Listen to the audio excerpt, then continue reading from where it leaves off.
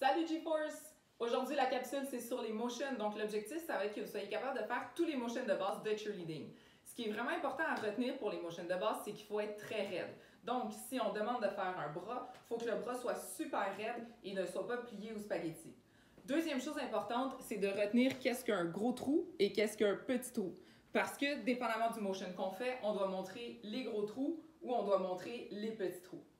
Donc, il y a 4 motions de base qui peuvent se faire de plusieurs façons différentes. Le premier, c'est le high-V.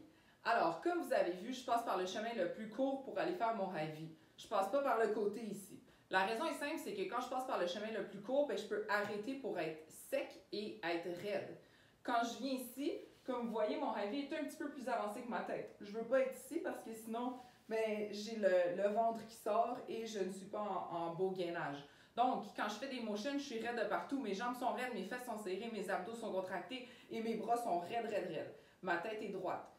Comme vous voyez dans la high-V, je montre le gros trou. On ne veut pas voir les doigts, on ne veut pas voir les petits trous.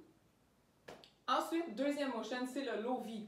Donc, c'est la même chose, mais en bas. Encore une fois, je suis un petit peu avancée, j'ai les bras droits et je montre les gros trous.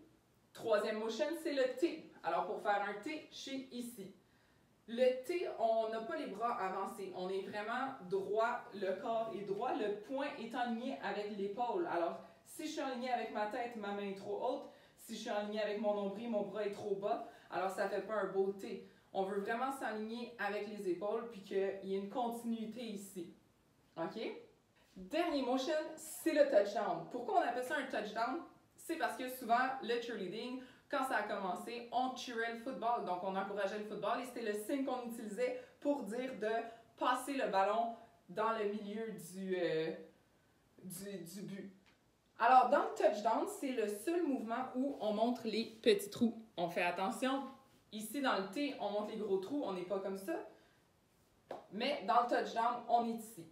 Comme vous voyez, le touchdown, ça fait un U, donc on ne doit pas avoir les bras trop collés ni les bras trop écartés. C'est vraiment un U. Et ensuite, en fait, tous les motions qu'on vient de faire, c'est des motions qu'on peut utiliser dans les positions. Alors, défi de la semaine, je veux voir vos motions, high-V, low-V, T, touchdown. Ensuite, je veux voir tous vos motions brisés en danse. Alors, demi-high-V, high-V brisé. Vous allez voir quand je brise mon high-V, là, je monte mon petit trou. Parce que ici, je suis en high-V ouvert et ensuite, quand je brise, il y a seulement mon bras qui se déplace puis mon poing qui vient se mettre devant mon épaule. Ensuite, même chose de l'autre côté, demi-high-V, high-V brisé. Même chose vers le bas, demi-high-V, high-V brisé. Demi-high-V, demi-low-V, low-V brisé. Je peux faire un double brisé vers le bas. Je dois encore avoir un V, donc si j'ouvrais mes bras, ça ferait vraiment un beau V. Même chose, high-V brisé à deux bras. Vous voyez, mes coudes ne bougent pas, puis c'est vraiment mon bras qui va aller rentrer vers mon épaule. Même chose pour le T. T brisé. Touchdown. Touchdown brisé. Là, mes coudes sont collés. Je suis vraiment droite. Mes poings sont alignés avec mes épaules. Et ensuite, low touchdown. Si vous voulez aller encore plus loin dans le défi, mais là, vous pouvez prendre des photos de vos positions. Il faut que vos motions soient parfaites. Alors, si je veux faire un heel stretch, je vais aller faire mon high-V en premier. Mon bras ici ne bouge pas. Puis je veux vraiment aller kicker ma jambe dans mon high-V et que quand je suis en position heel stretch, donc on va prétendre que je tiens ma jambe parce que je suis vraiment pas flexible. Ça, c'est mon heel stretch. Donc, il faut que ton corps forme encore un high-V avec le poing ouvert. Même chose si je veux faire une arabesque. Je veux faire un T très bien ouvert, aligné avec mon épaule, puis je veux seulement lever ma jambe puis arquer mon dos. Si je veux, je peux même fermer un peu mon T, mais il faut faire attention. Il ne faut pas avoir les bras comme ça ou les bras pas fermés pareil.